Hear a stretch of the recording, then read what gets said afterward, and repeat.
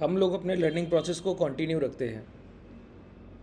कल हम लोगों ने सेशन में बात की कि अगर बैंक निफ्टी अपने डे हाई 50,580 या राउंड फिगर 50,600 को ब्रेक करते हुए ट्रेड करेगी तो वहाँ से हमको एक अपवर्ड्स अच्छा मोमेंटम देखने को मिलेगा। रिसेंटली जहाँ हम ट्रेड कर रहे हैं वो प्राइस 51,150 के आसपास हम ट्रेड कर रहे हैं, जो कि 1.5% ऊपर, नियर अबाउट 1.4% हम लोग हायर साइड ट्रेड कर रहे हैं।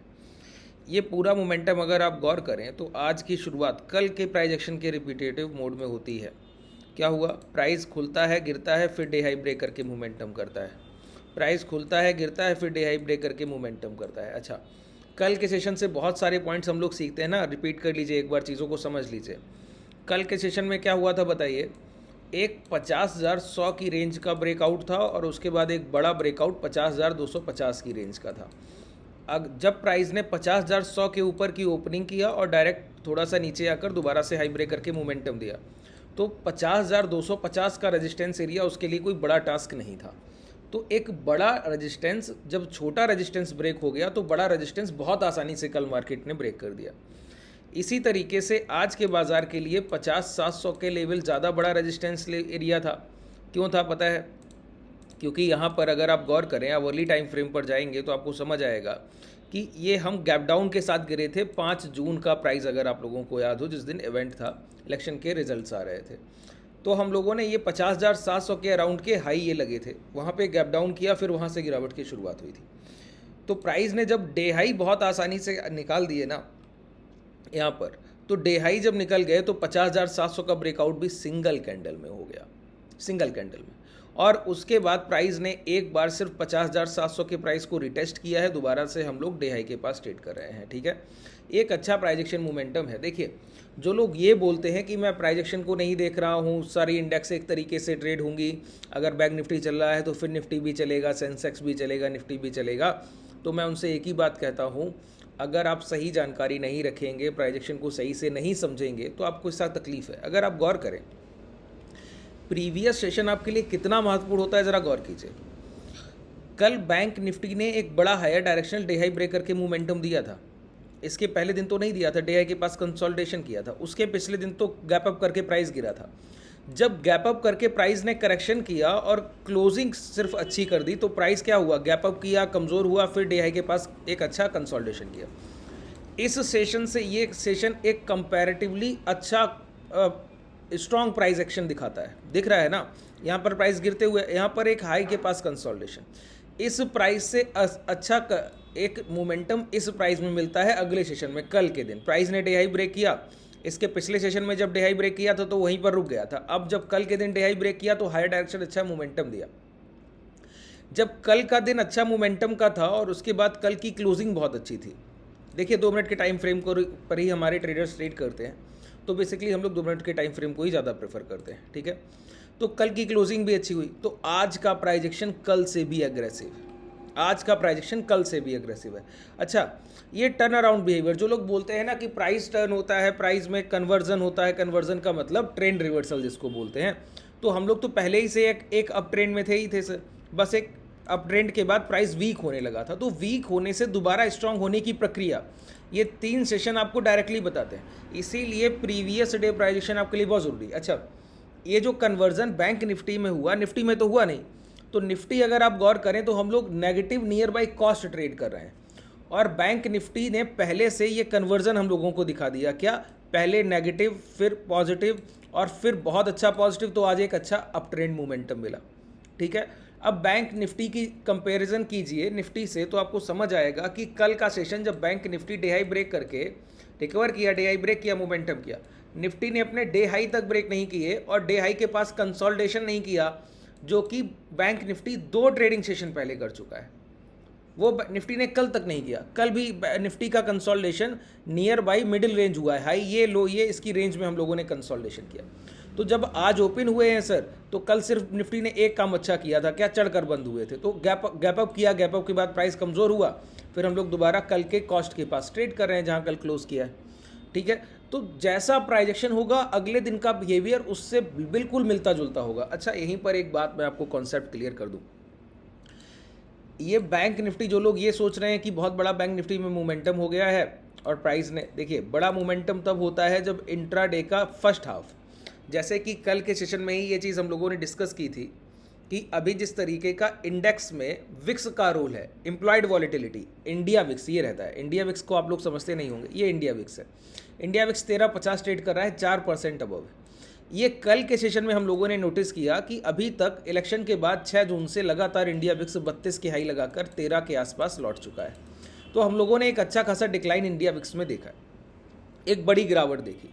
अब बड़ी गिरावट के बाद अब इंडिया विक्स किस तरीके से बिहेव करता है पता है? प्राइस जब मॉर्निंग को 9:15 पे बाजार खुलता है तो इंडिया विक्स पॉजिटिव ओपन होता है। अच्छा, इंडिया विक्स पॉजिटिव है मतलब मोर वॉलेटिलिटी, प्राइस में अप एंड डाउन्स बढ़ जाएंगे, बाजार वॉलेटाइल हो जाएगा, ठीक है। वन डायरेक्शन मोमेंटम होगा तो तेज होगा, प्राइस गिरेगा तो तेजी से गिरेगा, चल कर जाकर रिटेस्ट करने आएगा तो रिटेस्ट बहुत तेजी से करने आएगा, दोबारा ऊपर की तरफ निकलेगा तो बहुत तेजी से निकलेगा।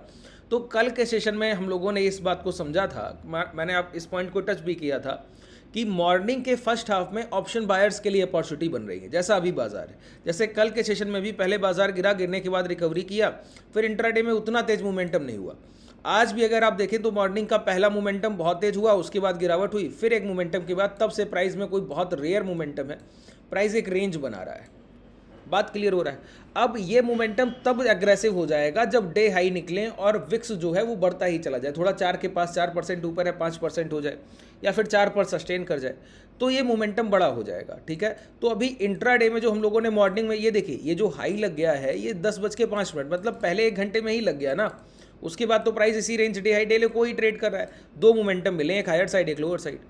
तो इंट्राडे का जो मोमेंटम, बायर्स को अपना ये पता होना चाहिए कि हमारा टाइम टू बाई क्या है। आपका टाइम टू बाई अभी मॉर्निंग है, मॉर्निंग में जो ऑप्शन बायर बाई कर रहा है, कई बार आप लोग देखते होंगे, आपने भी इस चीज़ को फेस किया होगा, बहुत साइकोलॉजिकल कंडीशन होता है। देखिए जब हम बाजार को सीख रहे हैं ना, तो सिर्फ टेक्निकल से आपका काम नहीं चल रहा है, कई सारे ऐसे पॉइंट्स होते हैं जिनको आप कभी सीखेंगे नहीं, तो फिर टेक्निकल पे निर्भरता आपको फिर भी लॉस मेकिंग बना देगी। कारण क्या है?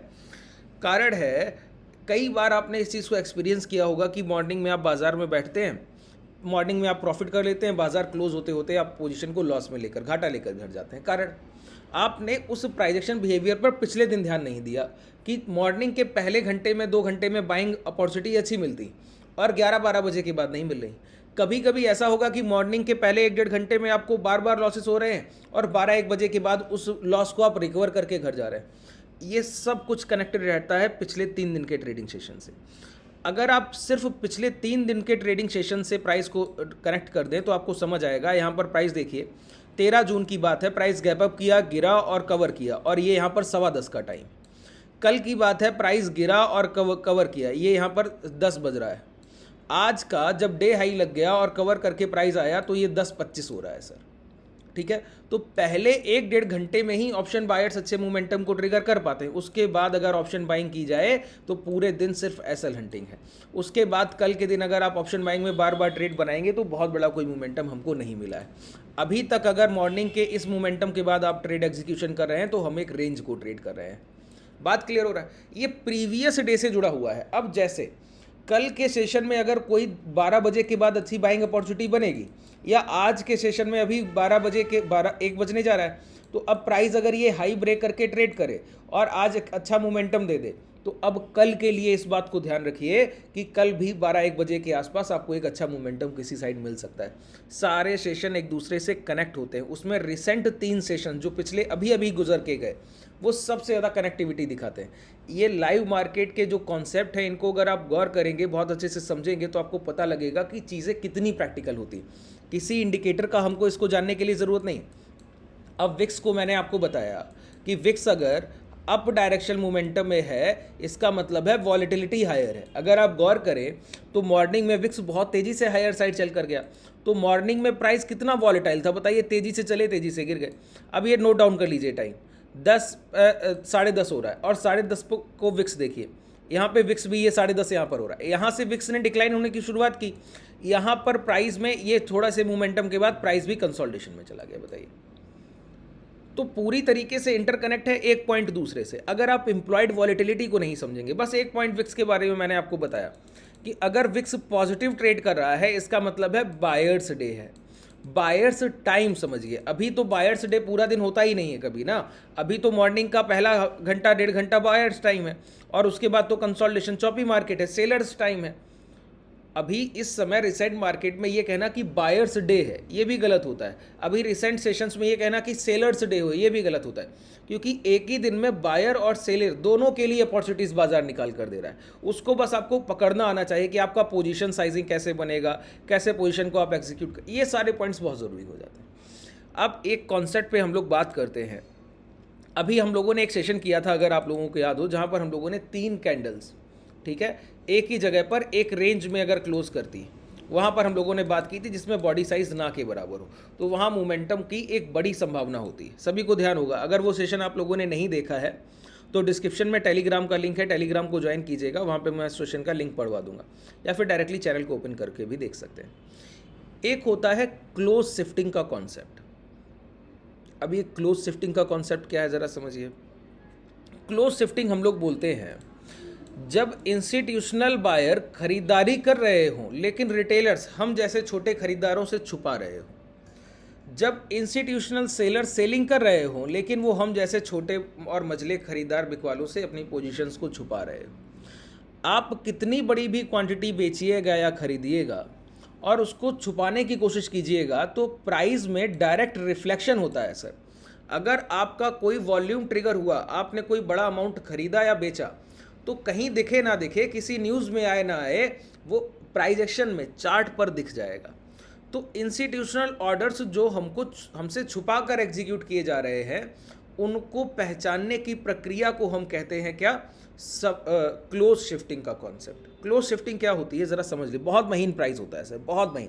जिन लोगों को प्राइजेक्शन का नॉलेज है वो तो इसको समझते होंगे, बाकी मुझे नहीं लगता कि, बहुत रेयर है कि इन कॉन्सेप्ट को कोई ट्रेडर समझता हो।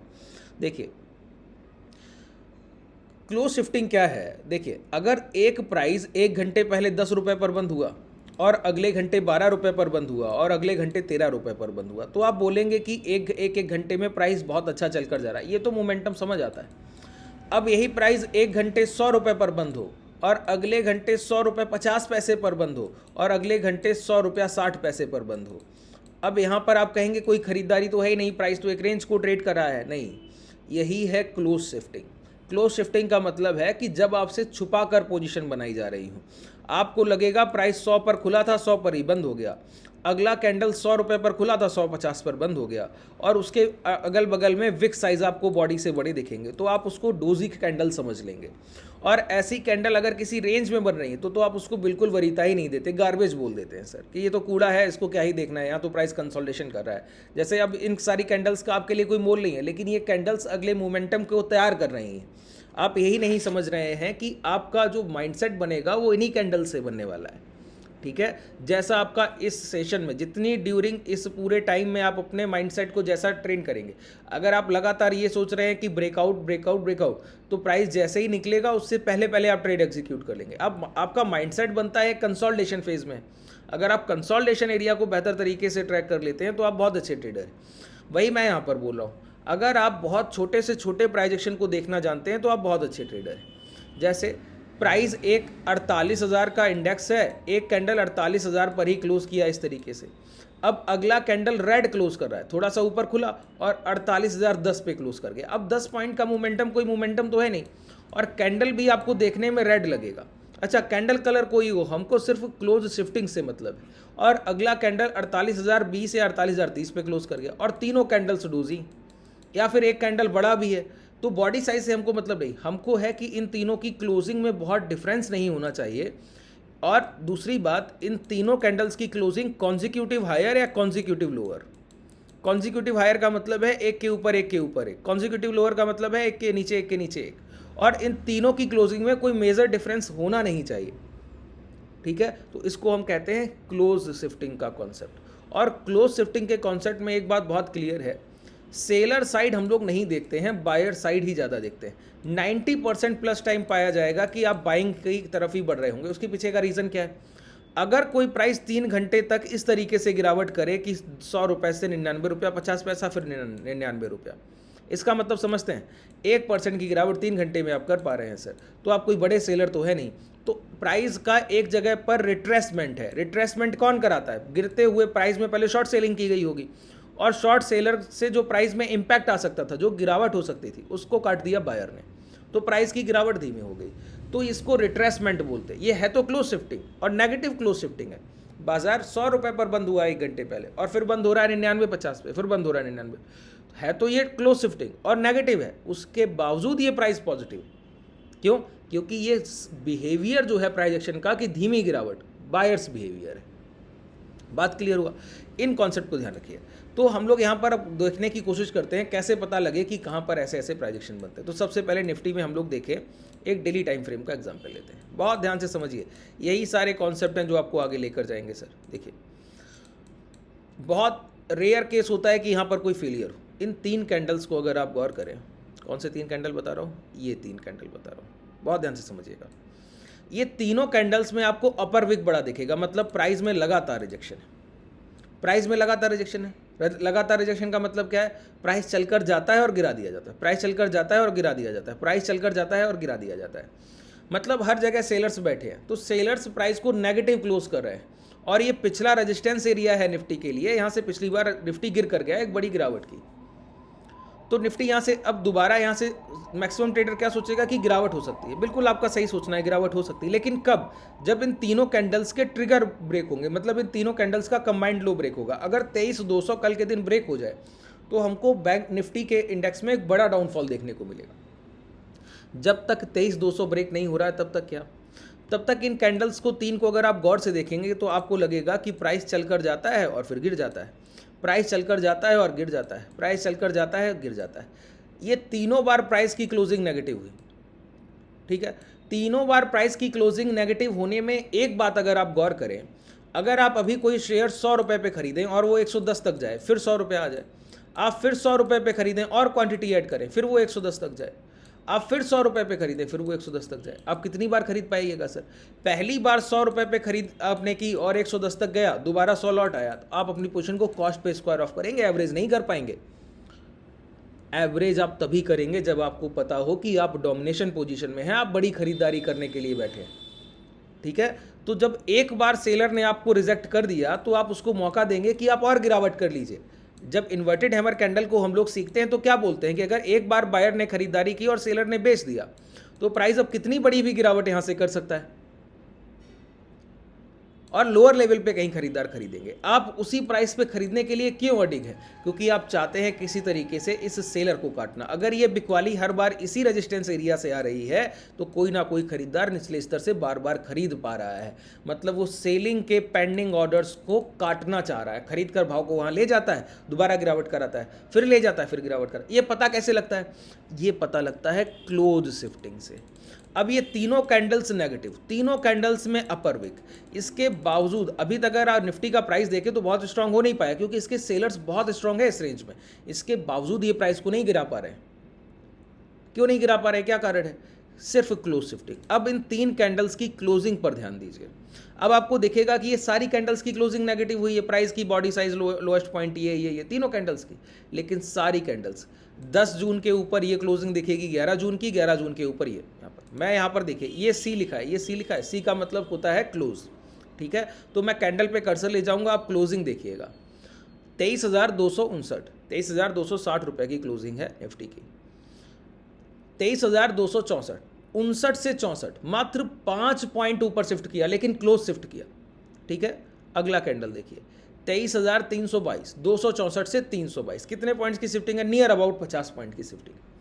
अब समझिए ज़रा, ये 50 पॉइंट, 5-10 पॉइंट की शिफ्टिंग, और आपको लग रहा था कैंडल नेगेटिव है, और जब तीनों कैंडल्स को आपने एक साथ एनालाइज किया तो आपको पता लगा कि बायर्स खरीदते हैं और क्लोजिंग थोड़ा ऊपर करा लेते हैं, अगले दिन फिर खरीदते हैं, क्लोजिंग थोड़ा ऊपर करा लेते हैं, अगले दिन फिर खरीदते हैं, क्लोजिंग थोड़ा ऊपर करा। सेलर तो बेच रहा है हर जगह, लेकिन वो क्लोजिंग थोड़ा ऊपर करा लेते हैं। इसका मतलब है रेजिस्टेंस, क्लोजिंग का शिफ्टिंग चल रहा है। ऐसे प्राइस में तभी गिरावट होती है जब इन 3 कैंडल्स के अब कंबाइंड लो ब्रेक होंगे। जब तक इन 3 कैंडल्स के कंबाइंड लो ब्रेक नहीं होते तब तक प्राइस सिर्फ हायर डायरेक्शन मोमेंटम करता है। अब जब से इन 3 कैंडल्स के हाई ब्रेक हुए हैं, आप गौर कीजिए, आज भी प्राइस जब गिर कर आया तो इन्हीं 3 कैंडल्स के कंबाइंड हाई के पास से डिमांड उठा कर गया। बहुत तेज़ी से गिरावट हो रही थी और बहुत तेज़ी से डिमांड उठा कर गया। ये तीनों कैंडल्स एक परफेक्ट सपोर्ट रेंज होती हैं, परफेक्ट सपोर्ट रेंज। अगर कहीं पे इस तरीके की 3 कैंडल्स बनी है जहाँ पर हायर हाइस की क्लोजिंग हुई हो, शिफ्टिंग की क्लोजिंग, और उसके बाद प्राइस इन 3 कैंडल्स के हाई ब्रेक करके ट्रेड करे, इन तीनों कैंडल्स के जो भी कंबाइंड हाई हो मार्क कर लिया कीजिए। जब भी प्राइस लौट कर इसको टच करेगा तो वहाँ से आपको एक मोमेंटम मिलता ही मिलता है। ये 100% श्योर शॉट मोमेंटम होता है। यहाँ पे देखिए, जब मैं प्राइस में किसी पॉइंट पर 100% की बात कर रहा हूँ, इसका मतलब है गलती की गुंजाइश ना के बराबर है। एक आध ट्रेड आपका गलत हो जाए अलग बात है, बाकी बहुत कम होगा कि कोई ट्रेड आपका घाटे में चला जाए जब आप इस तरीके से 3 क्लोज शिफ्टिंग की कैंडल्स को सपोर्ट एरिया मान लेते हैं।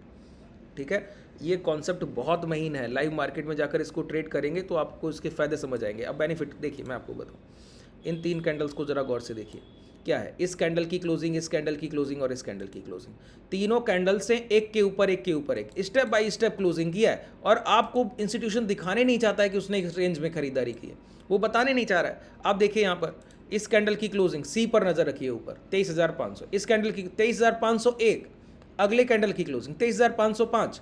तो सोचिए 5 पॉइंट में ही क्लोज शिफ्टिंग कर लिया। ये इंस्टीट्यूशन हमसे छुप कर खरीदारी करते हैं, बताना नहीं चाहते। तो हमारा काम है एज अ ट्रेडर कि उनको आइडेंटिफाई करना। हमारा एज अ ट्रेडर पहला काम क्या होता है? आइडेंटिफिकेशन। तो आइडेंटिफिकेशन हो गया ना कि खरीदार खरीदारी कर रहे हैं, अब आप खरीदिए आराम से। बात क्लियर हुआ? एक एक पॉइंट पर स्टिक रहिए, कभी आपको कोई तकलीफ नहीं आएगी। ठीक है, इस पूरे सेशन में अगर आपको कोई डाउट रह गया हो तो मुझे नीचे कमेंट सेक्शन में बताइएगा। अगर आप हमसे जुड़ना चाहें तो डिस्क्रिप्शन में आपके पास टेलीग्राम और व्हाट्सएप कम्युनिटी के लिंक है, वहाँ से आप हमसे जुड़ सकते हैं। धन्यवाद।